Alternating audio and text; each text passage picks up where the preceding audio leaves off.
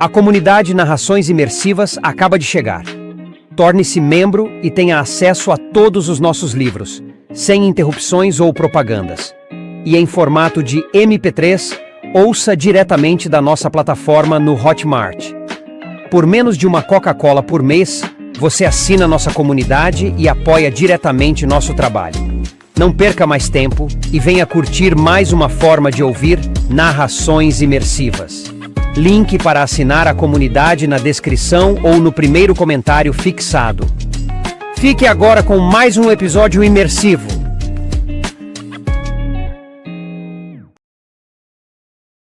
Saga Jogos Vorazes. Em Chamas. Livro 2. De Suzanne Collins. Narrado por Andressa Baudet. 6. Naquele movimento ligeiro, vejo o fim da esperança e o começo da destruição de tudo que me é mais caro no mundo. Não consigo adivinhar qual será a forma de punição, a que distância será jogada a rede, mas quando tudo estiver terminado, é muito provável que nada mais reste. Então é fácil imaginar que num momento como esse, eu seria tomada por completo desespero. Isto é o mais estranho. O que sinto é alívio. Sinto que posso desistir do jogo, que a pergunta sobre se consigo ter sucesso nesse empreendimento foi respondida, mesmo que essa resposta tenha sido um sonoro não. Que, se tempos desesperadores clamam por medidas desesperadas, então estou livre para agir tão desesperadamente quanto desejar. Só que não aqui. Não ainda. É essencial voltar para o Distrito 12, porque a parte principal de qualquer plano incluirá minha mãe e minha irmã, Gale e sua família, e Pita, se eu conseguir que ele nos acompanhe. Acrescento Hamit à lista. Essas são as pessoas que devo levar comigo quando fugir para os confins da natureza. Como vou convencê-los? Para onde ir no meio do inverno? O que será preciso para que escapemos de ser capturados? São perguntas sem respostas, mas pelo menos agora sei o que devo fazer. Então, em vez de ficar me contorcendo no chão chorando, estico o corpo com uma confiança que não tinha há muitas semanas. Meu sorriso, apesar de até certo ponto insano, não é forçado. E assim, eu, mais do que depressa, o reaproveito para o meu visual de menininha quase catatônica de tanta felicidade quando o presidente Snow silencia a audiência e diz: "O que você acha de realizarmos o casamento deles bem aqui na capital?" Caesar Flickerman pergunta se o presidente tem uma data em vista. "Ah, antes de marcarmos uma data, é melhor acertarmos com a mãe de Katniss", diz o presidente. O público dá uma sonora gargalhada e o presidente me abraça. "Se todo o país se concentrar nisso, talvez vocês consigam se casar antes dos 30. Provavelmente o senhor terá de formular uma nova lei", digo, soltando uma risadinha. "Se for necessário, assim será", diz o presidente com um bom humor conspiratório. Ah, como nós dois nos divertimos. A festa realizada na sala de banquetes da mansão do presidente Snow é incrível. O teto com pé direito de 12 metros de altura foi transformado num céu noturno e as estrelas estão dispostas exatamente como estão no meu distrito. Tenho a impressão de que elas também são assim quando vistas da capital, mas quem saberia dizer? Aqui tem sempre luz demais para que as estrelas possam ser enxergadas. Mais ou menos no meio do caminho entre o chão e o teto, músicos flutuam no que parecem nuvens brancas e fofas, mas não consigo ver o que as mantém no ar. Mesas tradicionais de jantar foram substituídas por inúmeros sofás e cadeiras estofados, alguns dos quais cercando as lareiras, outros ao lado de aromáticos jardins floridos ou fontes cheias de peixes exóticos.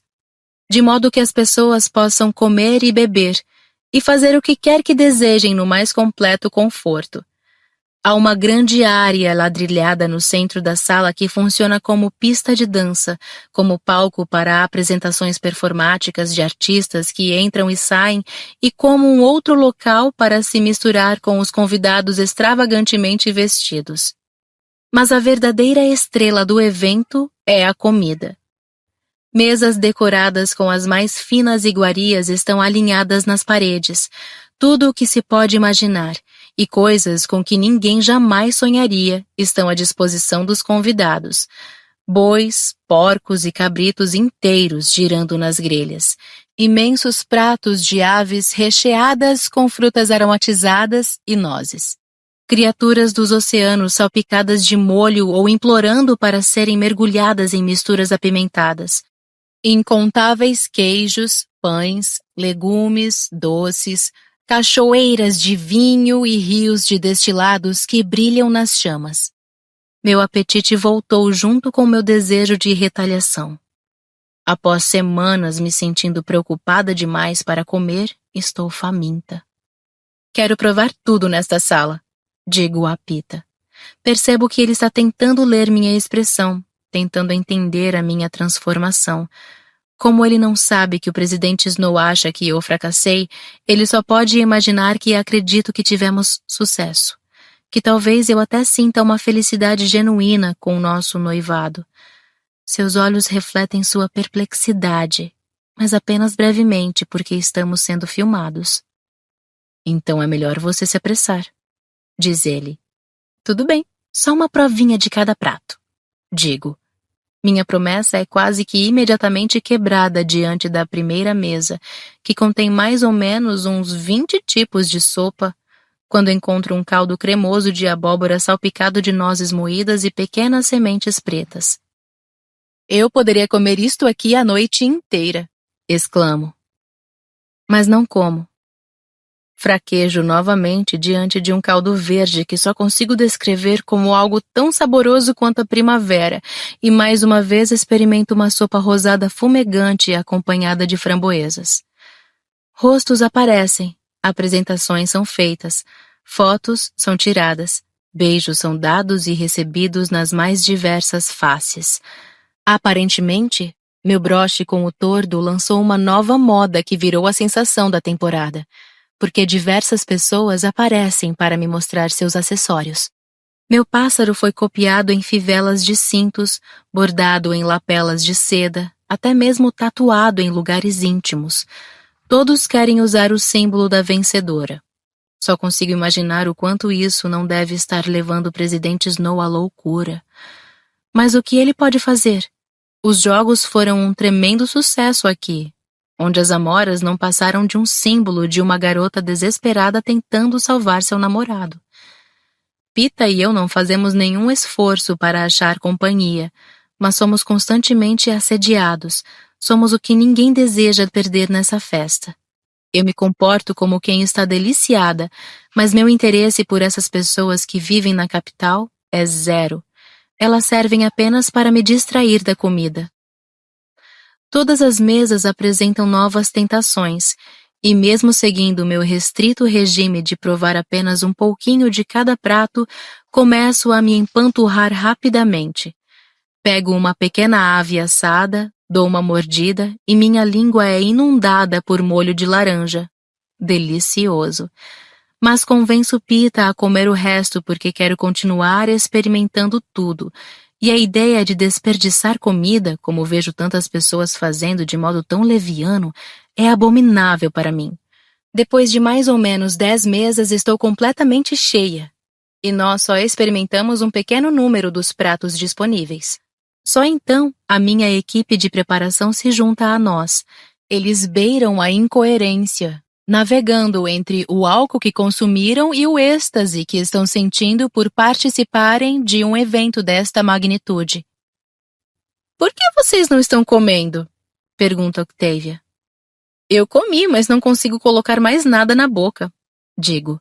Todos eles riem, como se isso fosse a coisa mais boba que já ouviram em toda a vida. Isso não é problema para ninguém, diz Flavius. Eles nos levam até uma mesa que contém pequenas taças de vinho cheias de um líquido transparente. Beba isto! Pita pega uma taça, dá um gole e eles ficam nervosos. Aqui não! Berra Octavia. Você precisa fazer isso lá dentro! Diz Vênia, apontando para as portas que vão dar no toalete. Senão você vai sujar o chão todo! Pita olha para a taça novamente e raciocina. Vocês estão querendo dizer que isso aqui vai me dar vontade de vomitar?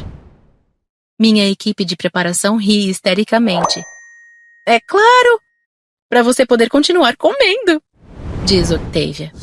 Eu já estive lá 2 vezes, todo mundo faz isso. Senão, como é que você vai conseguir se divertir num banquete como esse?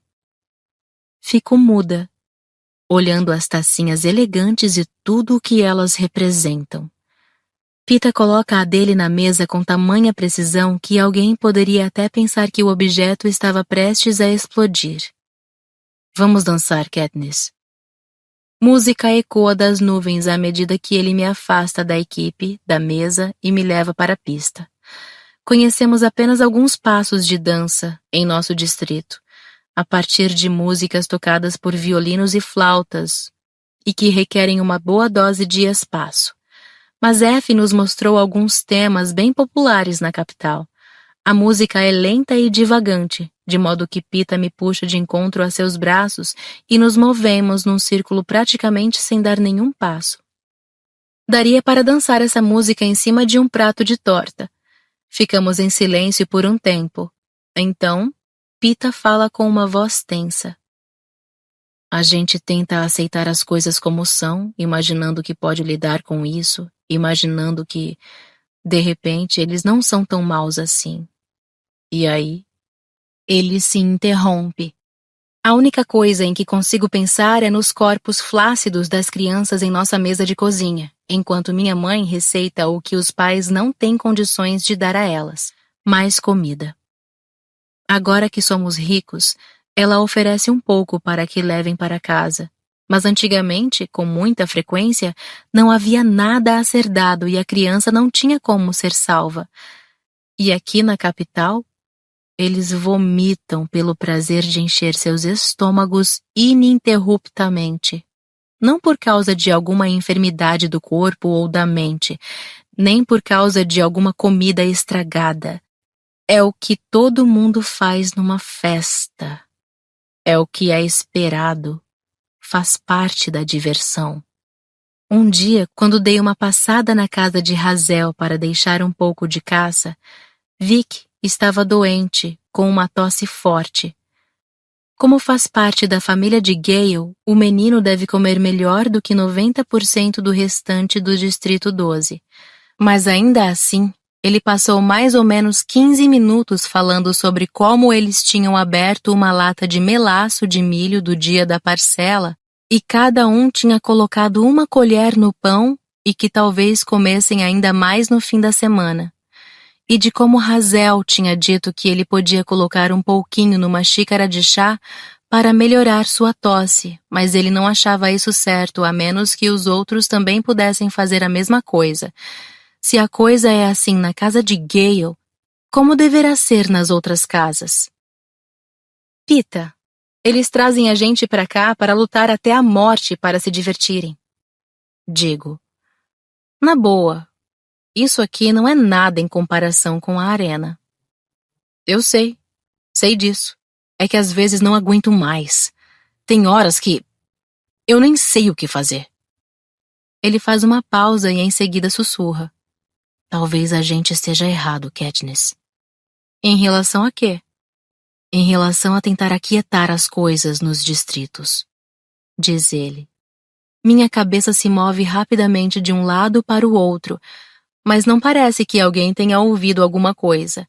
A equipe de filmagem está distraída numa mesa de mariscos, e os casais dançando ao redor de nós ou estão bêbados demais ou entretidos demais uns com os outros para notar alguma coisa. Desculpa, diz Pita. Ele deveria se desculpar mesmo. Isso não é lugar para ficar dando voz a tais pensamentos. Em casa conversamos sobre isso. Digo. Só então Portia aparece com um homem grande que me parece vagamente familiar.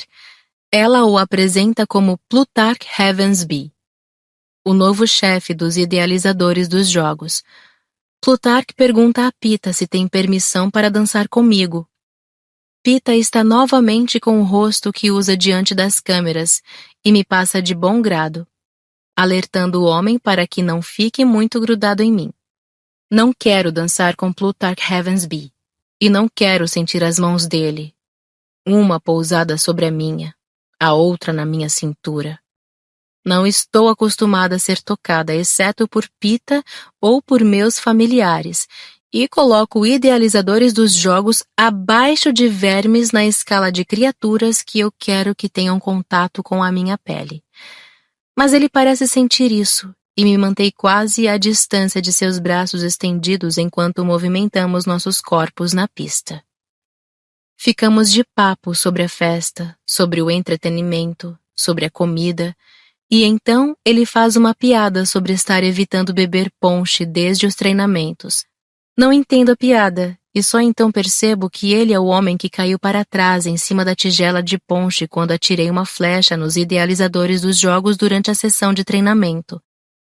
Bom, não foi bem assim. Meu alvo era a maçã que estava na boca de um porco assado, mas fiz todo mundo se sobressaltar. Ah, foi você que...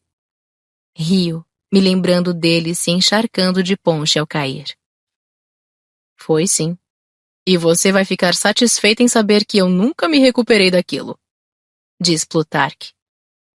Quero observar que, da mesma maneira, 22 tributos mortos jamais se recuperarão dos jogos que ele ajudou a criar. Mas digo apenas... Bom, quer dizer então que você é o chefe dos idealizadores dos jogos esse ano? Isso deve ser uma grande honra. Cá entre nós. Não havia muitas pessoas interessadas no emprego, diz ele. Há muita responsabilidade em relação a como serão os jogos. Pode crer. O último cara na função está morto, penso. Ele deve saber a respeito de Seneca Crane, mas não parece minimamente preocupado. Você já está planejando os jogos do massacre quaternário? Pergunto. Ah, sim. Bom, eles estão sendo preparados há anos, é claro. Arenas não são construídas num dia, mas digamos, sabor dos jogos está sendo determinado agora. Acredite ou não, tem uma reunião da área de estratégia marcada para hoje à noite. Plutarch dá um passo para trás e puxa do bolso do colete um relógio de ouro preso a uma corrente. Ele abre a tampa com o dedo, verifica a hora e franze a testa. Preciso ir andando. Ele vira o relógio para que eu possa ver o visor. Começa à meia-noite. Parece tarde para... Digo. Mas então, algo me distrai. Plutarch passa o polegar sobre o visor de cristal do relógio e por um instante uma imagem surge, brilhando como se estivesse iluminada por uma vela. Mais um tordo. Exatamente como o broche em meu vestido. Só que esse desaparece. Ele fecha o relógio.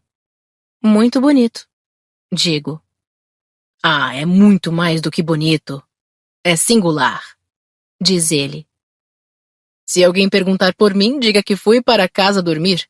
As reuniões devem ser mantidas em segredo, mas pensei que seria seguro contar para você. Com certeza, seu segredo está seguro comigo, digo. Enquanto apertamos nossas mãos, ele se curva ligeiramente, um gesto comum aqui na capital. Bom, Katniss, vejo você nos jogos, quando o verão chegar. Muitas felicidades em seu noivado e boa sorte com sua mãe. Vou precisar mesmo, digo. Plutarch desaparece e vago em meio à multidão, procurando por Pita, enquanto estranhos me parabenizam pela minha vitória nos jogos, pela minha escolha de batom. Eu respondo, mas estou na verdade pensando em Plutarch exibindo seu bonito e exclusivo relógio para mim. Havia alguma coisa estranha nele. Quase clandestina. Mas o quê? Talvez ele pense que mais alguém vai roubar sua ideia de colocar no visor do relógio um tordo que fica invisível. Sim, provavelmente ele pagou uma fortuna por isso, e agora não tem como mostrar o relógio para ninguém porque tem medo de que alguém possa fazer uma imitação barata do objeto. Só na capital mesmo. Encontro Pita admirando uma mesa de bolos decorados com o máximo de esmero. Padeiros vieram da cozinha especialmente para conversar com ele sobre decoração de bolos, e dá para vê-los tropeçando uns nos outros para responder às perguntas que ele faz. Acatando um pedido de Pita, eles reúnem uma amostra de pequenos bolos para ele levar para o Distrito 12, onde poderá examinar o trabalho dos padeiros da capital com tranquilidade. F disse que a gente precisa estar no trem à 1 da manhã. Eu me pergunto que horas devem ser agora, diz ele, olhando ao redor. Quase meia-noite, respondo. Arranco uma flor de chocolate de um bolo e dou uma mordidinha, ultrapassando totalmente qualquer preocupação com as boas maneiras. Hora de agradecer e dizer adeus, gorjeia F, agarrando meu cotovelo. Esse é um desses momentos em que eu simplesmente amo a pontualidade compulsiva dela. Buscamos Sina e Portia, e F nos acompanha pela sala para que possamos nos despedir de pessoas importantes. Em seguida, nos conduz até a porta. A gente não devia agradecer ao presidente Snow? Pergunta Pita. Afinal, estamos na casa dele. Ah, ele não é muito de festa não, ocupado demais, diz F. Já cuidei para que os bilhetes e presentes necessários sejam enviados a ele amanhã. Olha só quem chegou! F faz um leve aceno a 2 atendentes da capital que estão carregando um embriagado Hammett. Percorremos as ruas da capital num carro com janelas escuras. Atrás de nós, um outro carro leva as equipes de preparação. A quantidade de pessoas comemorando nas ruas é tão grande que torna o tráfego lento. Mas F é meticulosa como uma cientista, de modo que exatamente à 1 da manhã estamos de volta ao trem que logo em seguida parte da estação. Hammett é depositado em seu compartimento. Sina pede chá e nos sentamos ao redor da mesa, enquanto F recita seu cronograma e nos lembra que ainda estamos em turnê. Temos que pensar no Festival da Colheita no Distrito 12, então sugiro que a gente tome esse chá e siga diretamente para a cama. Ninguém discute. Quando abro os olhos, estamos no início da tarde. Minha cabeça está apoiada no braço de Pita. Não me lembro de ele ter vindo na noite passada. Eu me viro, com cuidado para não perturbá-lo, mas ele já está acordado. Nenhum pesadelo, diz ele. O quê? Você não teve nenhum pesadelo na noite passada, diz ele. Ele tem razão. Pela primeira vez em séculos dormi a noite inteira sem distúrbios. Mas tive um sonho, digo, relembrando. Estava seguindo um tordo na floresta. Por um bom tempo. Era Rue, na verdade. Enfim, quando o tordo cantava, ele tinha a voz dela. Para onde ela te levou? Pergunta Pita, tirando algumas mechas de cabelo da minha testa. Não sei, a gente nunca chegou, digo, mas estava me sentindo feliz. Bom, você dormia como quem está feliz. Pita, como é que pode eu nunca saber quando você está tendo um pesadelo? Não sei. Acho que não grito e nem esperneio ou qualquer coisa assim. Fico paradinho. Paralisado de terror, e só. Diz ele. Você devia me acordar. Digo, pensando em como interrompo o sono dele 2 ou 3 vezes numa noite ruim. Em quanto tempo é necessário para me acalmar? Não precisa. Meus pesadelos normalmente têm a ver com perder você. Diz ele. Eu fico legal logo que percebo que você está aqui. Pita faz comentários como esse de uma maneira tão indiferente que tenho a nítida sensação de estar levando um soco no estômago. Ele está apenas respondendo honestamente à minha pergunta. Ele não está me pressionando para responder da mesma maneira, para fazer alguma declaração de amor. Mas ainda assim sinto-me péssima, como se eu estivesse usando-o de um jeito terrível. Não sei. Só sei que, pela primeira vez, tenho a sensação de estar agindo de modo imoral ao permitir que ele fique aqui na minha cama, o que é irônico, já que agora estamos oficialmente noivos. Vai ser pior quando a gente estiver em casa e eu estiver dormindo sozinho novamente, diz ele. É isso aí. Estamos quase chegando em casa. A agenda para o Distrito 12 inclui um jantar na casa do prefeito Undersea, hoje à noite, e um desfile dos vitoriosos na praça durante o Festival da Colheita amanhã. Nós sempre celebramos o Festival da Colheita no último dia da turnê da Vitória, mas normalmente isso significa uma refeição em casa ou com amigos, se você tiver como arcar com os custos. Este ano será um evento público. E, como a capital vai bancar, todas as pessoas do distrito inteiro ficarão com as barrigas cheias. Grande parte de nossa preparação ocorrerá na casa do prefeito, já que nós voltamos a nos cobrir de peles para as aparições ao ar livre. Ficamos pouquíssimo tempo na estação de trem, o suficiente para dar sorrisos e acenar enquanto entramos em nosso carro. E só conseguimos ver nossos familiares muito mais tarde, na hora do jantar.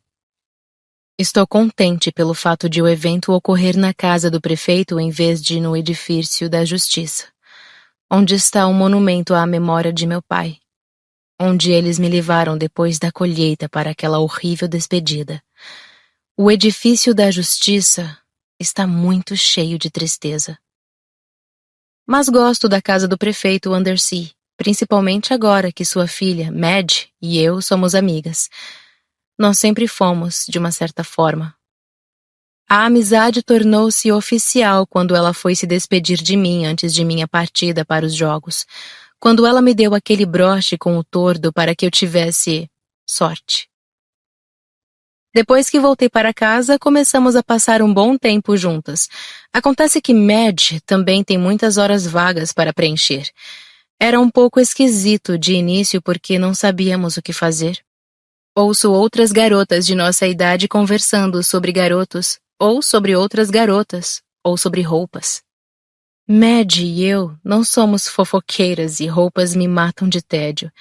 Mas depois de alguns começos incertos, percebi que ela estava louca para visitar a floresta, de modo que a levei até lá algumas vezes e mostrei a ela como se usa o arco e flecha. Ela está tentando me ensinar a tocar piano, mas o que mais gosto é de ouvi-la tocar. Às vezes almoçamos na casa uma da outra. Mad gosta mais da minha. Seus pais parecem ser legais, mas eu acho que ela não os vê com frequência. O pai dela precisa administrar o Distrito 12, e a mãe tem dores de cabeça fortíssimas que a obrigam a ficar na cama por dias e dias. De repente seria uma boa você levá-la até a capital, eu disse durante uma das vezes em que isso aconteceu. Não estávamos tocando piano naquele dia porque mesmo 2 andares abaixo o som piorava ainda mais as dores da mãe dela. Aposto que lá eles conseguem curá-la. Acho que sim, mas ninguém vai para a capital, a não ser a convite, disse Mad, entristecida. Até os privilégios dos prefeitos são limitados. Quando chegamos à casa do prefeito, tenho tempo apenas de dar um rápido abraço em Mad, antes que F comece a me empurrar em direção ao 3º andar, onde vou me aprontar. Depois que estou preparada e trajada com um longo vestido prateado, ainda tenho 1 hora livre antes do jantar, de modo que dou uma escapadinha para me encontrar com ela. O quarto de Mad fica no 2º andar com vários outros aposentos de hóspedes e o escritório de seu pai. Estico a cabeça no escritório para dar um alô para o prefeito, mas o local está vazio. A televisão está ligada, e paro para assistir a algumas tomadas minhas e de Pita na festa da capital. ontem à noite. Dançando, comendo, beijando. Isso deve estar passando em todas as casas de Panem nesse exato momento. A audiência não deve mais aguentar olhar para a cara dos amantes desafortunados do Distrito 12. Sei que eu mesma não aguento mais. Estou saindo da sala quando um bip chama a minha atenção. Viro-me e vejo a tela da televisão ficar preta. Em seguida, as palavras "Últimas notícias do Distrito 8" começam a piscar. Instintivamente compreendo que isso não é para mim, mas alguma coisa destinada somente aos olhos do prefeito. Tenho que ir embora, e rápido. Em vez disso, me flagro aproximando-me mais ainda do aparelho de TV. Uma apresentadora que nunca vi antes aparece. Uma mulher de cabelos grisalhos e com uma voz rouca que exprime autoridade. Ela avisa que as condições estão piorando e que um alerta nível 3 foi acionado. Forças adicionais estão sendo enviadas para o Distrito 8 e toda a produção têxtil está suspensa. Eles cortam a imagem da mulher e mostram agora a praça principal do Distrito 8. Eu a reconheço porque estive lá na semana passada. Ainda há cartazes com o meu rosto balançando ao vento em cima dos telhados. Abaixo há uma cena de tumulto. A praça está tomada de pessoas aos berros, seus rostos escondidos por pedaços de pano e máscaras improvisadas, atirando tijolos. Prédios estão em chamas. Pacificadores atiram na multidão, matando quem estiver na frente. Nunca vi nada parecido em toda a minha vida, mas só posso estar testemunhando uma única coisa. Isso é o que o presidente Snow chama de levante.